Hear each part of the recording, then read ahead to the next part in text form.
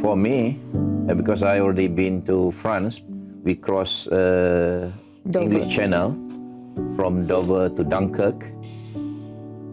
I traveled before, so I think it's not complicated thing. They just check everything, check passport stamp, and just go.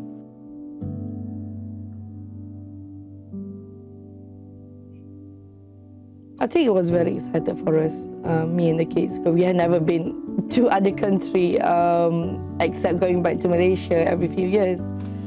So it was excited for the kid in some way, but it was a bit nervous at the same time because you just don't know, what's to expect. And then it was Ramadan as well, even though we are traveling and as musafir, but it was a very smooth journey.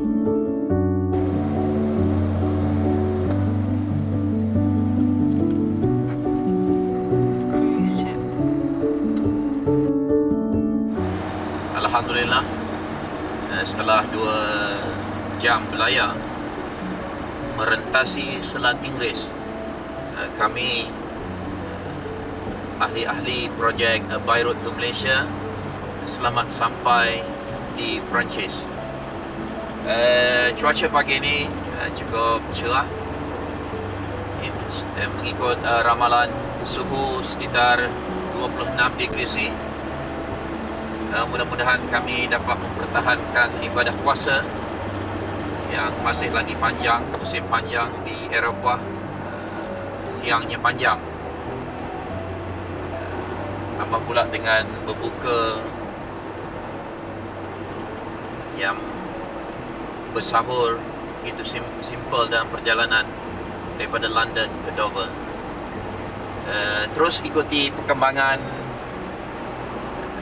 pengembaraan By Road to Malaysia melalui website www.byroadtomalaysia.com.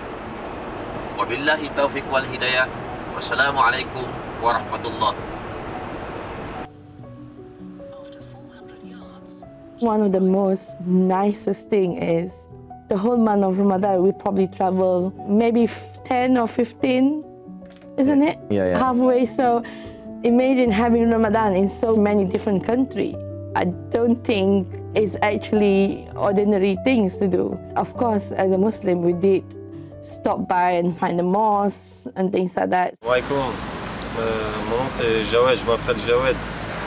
Voilà, j'ai 34 ans, je suis reconverti à l'âge de 14 ans, ça fait maintenant 20 ans, alhamdulillah. 15 minit yang lepas daripada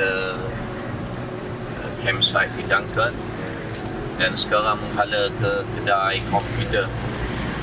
Satu masalah yang belum selesai lagi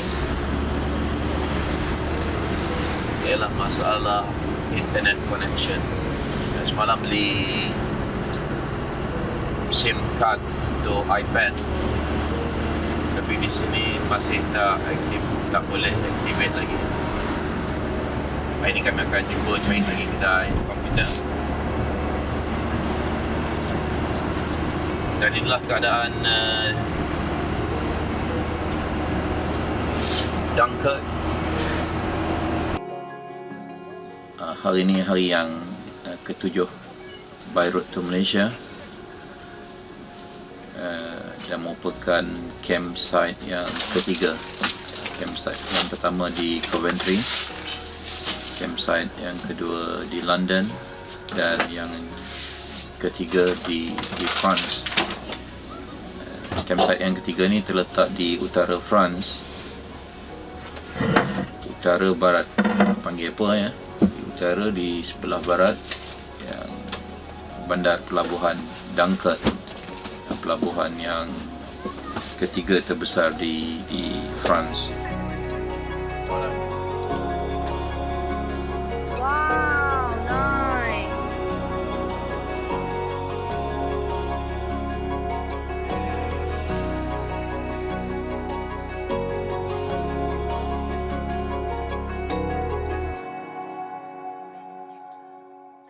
Alhamdulillah, since we left home the first few days, although I spare lots of food, but I'm not be able to cook because we met people that invite us. Ramadan, you can see the blessed month of Ramadan. Yeah. For example, we prepare food. The dry food we put in the freezer for our iftar, for our safari. But imagine for the first 3 nights we stopped, we got invitation. Without plan, we never tell anybody. People just ask, okay, can you stop to have iftar together, for example. On the first day in Dunkirk, at that time, Zohor time, I saw a security guard approach us when we parked in the caravan park in Dunkirk. So at that time, I thought that security guard might warning us because Sofini wearing niqab. But when he came close to me, he gave me a piece of paper, the address of restaurant for me to have for our family and me to have iftar on that day. I don't know who tell him. Maybe from our appearance, he just came us to invite for the iftar. He actually booked the restaurant for us. So that is our first night in France.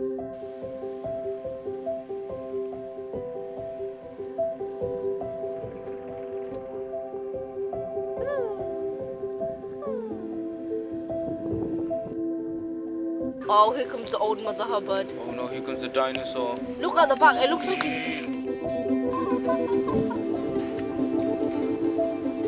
Hari ini 19 hari bulan 19th of July. Our journey on day 7 of France. Francais. We try to find internet, try to get a SIM card, internet connection for Europe. What about France? Did you face any discrimination? Yeah, I remember when we walking in the Dunkirk in that evening, when people came to us just to take photo together. I think we have no problem. The French, and even the restaurant was really nice. Yes, quite friendly. Yeah. Well, I think when we went, I don't know what was going on then, but I thought obviously with everything going on, there might be some problems. But then when we turned up, there was a few locals, a couple, who basically were like, oh, are you looking for a restaurant? We know a halal one. And they weren't Muslims, but we were really surprised at that. And they gave us hugs as well. It kind of pushed me back. I was coming out of the UK, I'm like, oh my God, what are people like outside of the UK? And then they're so welcoming, so. Fun is just probably just passing by. Because of that, I think we don't actually plan to go much, and because to go to Paris, that means it would be the other way around, because our plan is actually to go to Belgium and Amsterdam and Holland. So if we want to go to Paris, that will take a bit more a route for us to come back.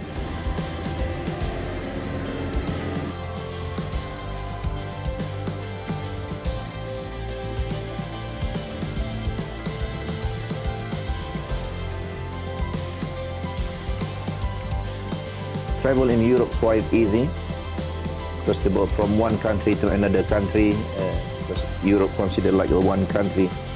You can see the border, for example, welcome to Belgium, but there is no border control. We just drive through, and it's people okay, and everywhere we stop, and we can find a lot of masjid in Europe. We meet a lot of brothers and sisters along the journey. Sife's alone over there. Shouts is over there. Camille's over there. And Blue Skies is here. Sife is alone. Na. There was quite a lot of strong sibling rivalry when we grew up. I think we obviously we grew up initially homeschooled, so we were having to get used to living with each other, and when we're young and we're sort of either it was my older sister or my younger sister, we're all going through our teens at a certain age, so we have all these mixed emotions, and we clashed quite a lot when we were younger, and I think that the journey basically got us to the point where we were just all right, we're gonna have to be together for the next how many months to a year. It basically felt like we were just okay, we started to tolerate certain things. But yeah, like sibling rivalry was like a very serious thing, I think, for us when we grew up.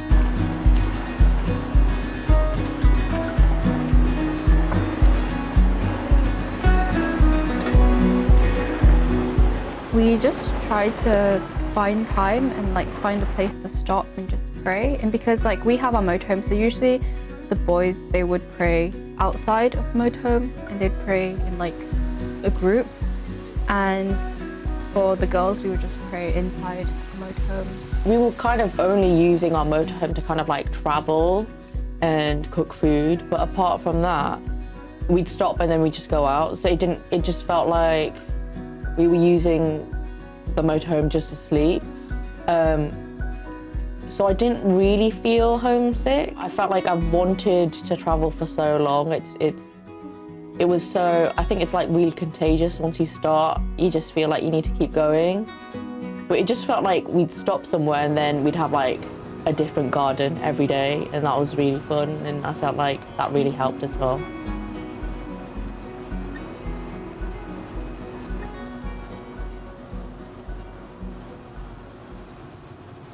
Lah, abang nak register dulu, nak kena register dulu kan. Bang tak lagi, tak nak reverse. We used to say like the world's our backyard, right? In a educational sense. Well, throughout the journey, if I'm being honest, we didn't actually have a formal education. I mean, we weren't learning textbook, math, science, and whatever else you learn in school and stuff. But we were sort of learning. I don't want to say like a real life experience, but it's like it was more like, I think we jumped like in and out. Like we were supposed to sort of stick to like a specific schedule, but we were like working from textbook. Yeah. But then I think it's really difficult for us to focus on that when we're like surrounded by so many places and so many different people that we sort of got caught up in that. I think like we did start like studying like at the very beginning, like in and out, and then as we kept traveling, we sort of got into like a specific routine when it came to like where we're parking the motorhome and like getting water and like. It definitely was like there was a plan to obviously like have a more systemized style of learning, but as the journey went on, it was just more of learning, cultures and people and different countries, and there was a lot of history as well. Though we learned a lot of history because obviously going to these countries, especially places like Turkey where it's so rich in history, and places like China. And yeah, I think our homeschool was a lot of like I wouldn't say life skills. I would say more like survival skills in a sense. We were learning to like be able to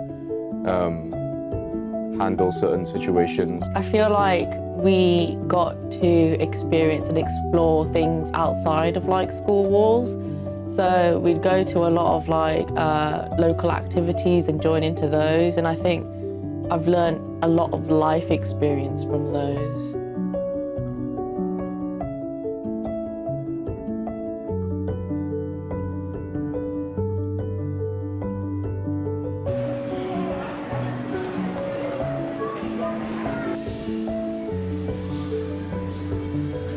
Hari bulan Julai 2013.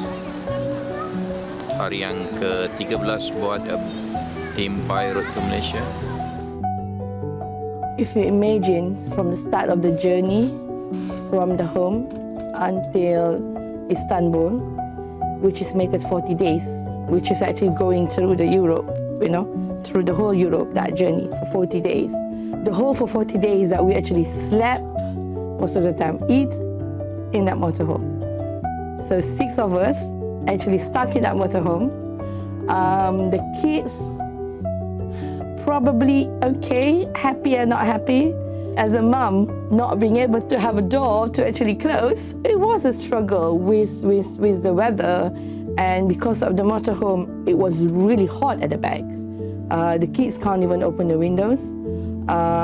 Therefore, they're only, taking the air from windows from the front. It was a really big challenge, I think. I think everybody feel a little bit of what we experienced at the time during the lockdown. I mean, I was homeschool the kids, so the kids was with me almost 24/7.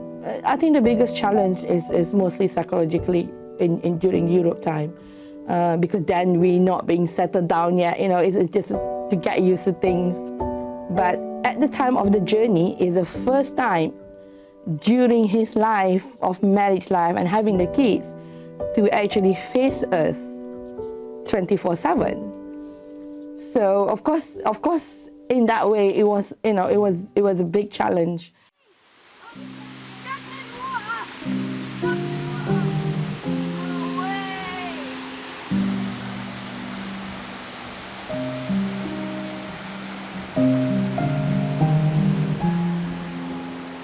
Even though we were like, almost a month, of course, with the motorhome, we not be able to actually go much into the city and things like that. So there's lots of things that we miss in terms of actually sightseeing. The whole Europe, you go through a very different scenery.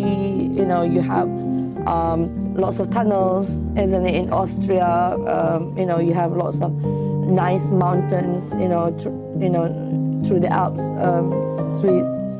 Switzerland. Yeah, Switzerland. Austria, Liechtenstein, they're very nice scenery. So it was lovely. Hopefully in future we stay longer than 2 days. At least 3 days, I think, minimum in one place. Hari yang ke-18, 29 hari bulan Julai 2017 kami di 462cc.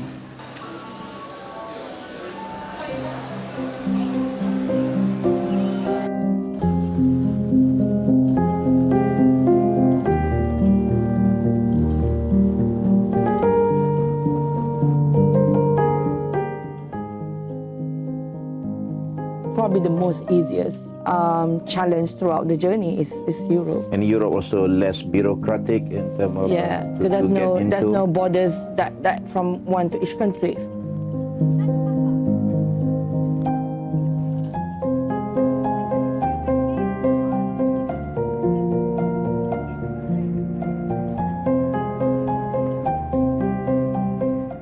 I think when you travel overland, especially when you actually go on a campsite, fortunately, the camper community or the people who are going overland, even in Europe themselves, or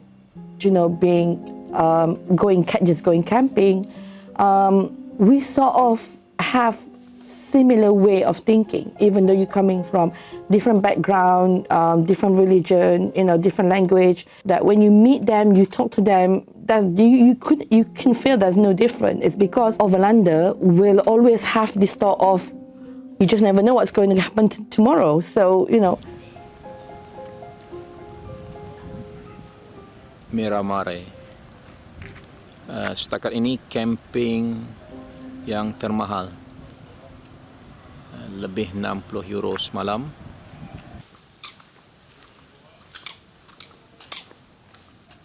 Ini 3 hari bulan Ogos 2013. Malam yang ke-22. Negara yang ke-10 di Itali, Venice. Hari ini hari yang ke-23. Kami di Venice. Sebelah kanan itu adalah Venice. Kita kena naik boat one way taxi 7 euro. Dan kami sekarang persiapan untuk berhala ke Slovenia. Hari ini 23 hari yang ke-23 perjalanan kami. Sekian, terima kasih.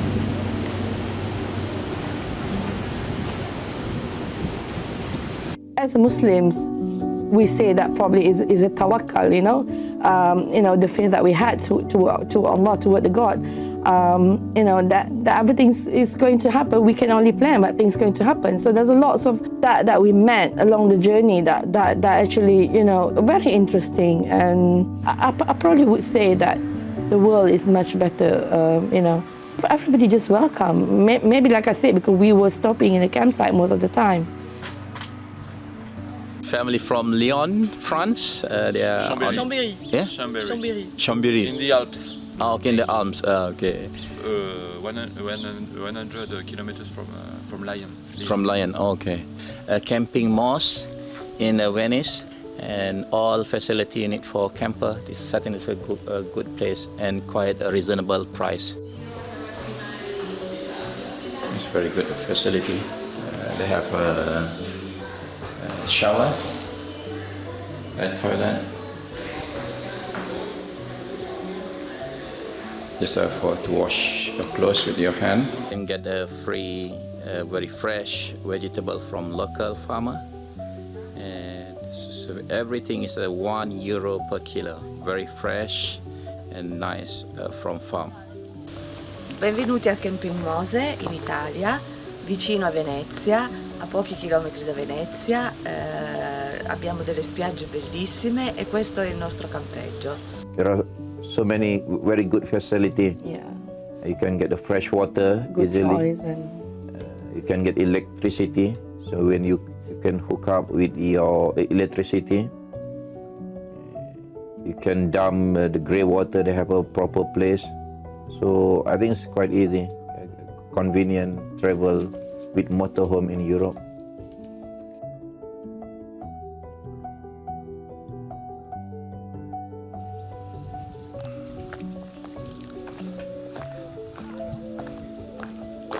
Sembilan belas hari bulan Ogos, hari yang ke-37. Kami berada di Agianis, Greece. to me, when I was in Italy and in Greece, is probably the people, they are very open, you know, they're very cheerful. To me, it does make you feel very ease and very homely feeling and very cheerful. The challenge about overland is traveling through the borders. Mm-hmm. And there's not really much borders over there, so there's not much challenge. So there's not much that you learn because there's less challenge. There's no difficulty of finding, try to find somewhere to top up your water. I mean, I have everything. I would say that it was less challenging. So there's not much that you need to actually learn. You go to the campsite. For example, we can, because it's a campsite, so it's more safe in some way.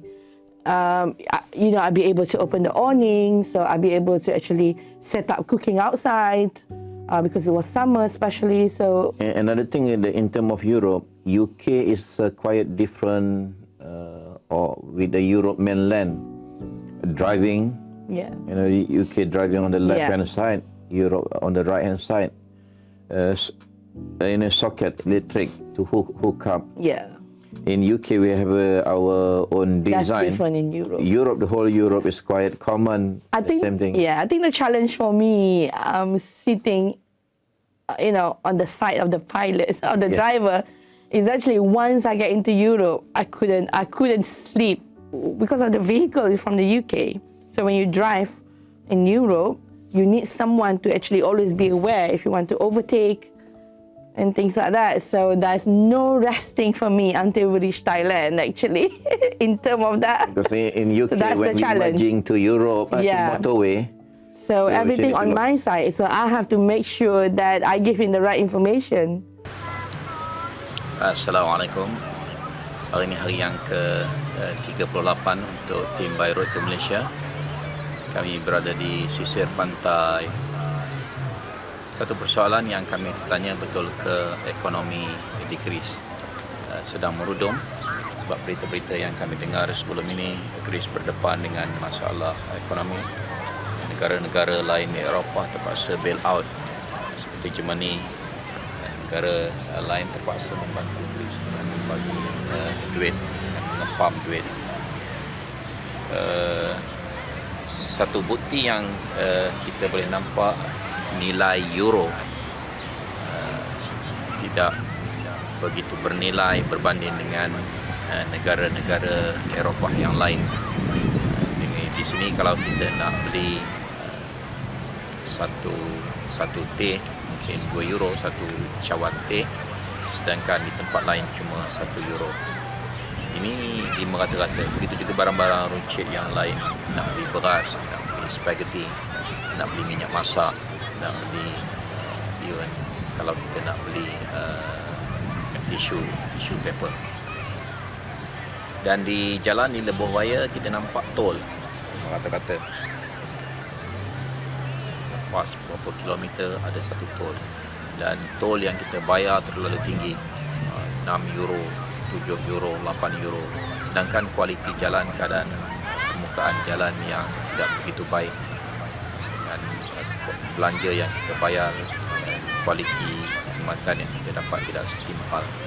Jalan-jalan raya lengang, sedangkan tapi dalam masa yang sama kita lihat penduduk dia relax saja, duduk bersantai-santai di tepi pantai, macam tak ada kerja je, duduk relax. Tak tahulah, mungkin pakar ekonomi boleh buat analisis, boleh menerangkan dengan lebih detail.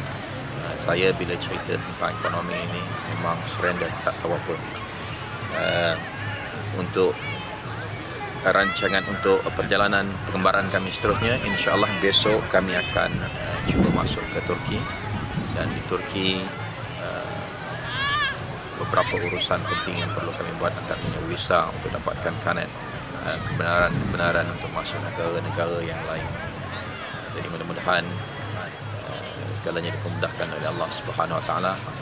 Salam hormat dari tim Beirut Malaysia. Wabillahi taufiq wal hidayah.